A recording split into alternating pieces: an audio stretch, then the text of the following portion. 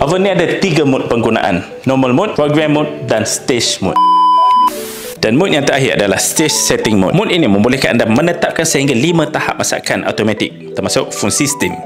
Pertama sekali tekan power on, kemudian tekan program on off, kemudian pilih nombor yang nak disetkan, contohnya nombor 5. Tekan setting, anda boleh laraskan suhu dan masa pada tahap yang pertama. Tekan setting semula, display akan menunjukkan kepada A1. Ini adalah untuk fungsi steam. Untuk tempoh steam, anda boleh set 0 hingga 3 saat. Masa rehat untuk steam pula adalah 0 hingga 120 saat. Ulang langkahnya sama untuk menetapkan tahap P2 hingga P5. Jika ada tahap yang anda tak nak gunakan, setkan pada nilai 0. Untuk guna mode ini, tekan power button, tekan program on off, pilih nombor yang telah disetkan tadi. Tadi kita telah setkan nombor 5. So kita tekan nombor 5. Tekan start untuk mulakan. Dengan ikuti langkah-langkah ini, anda boleh kendalikan convection oven X to P dengan mudah dan tepat. Lebih kawalan, lebih produktif dan hasil lebih sempurna.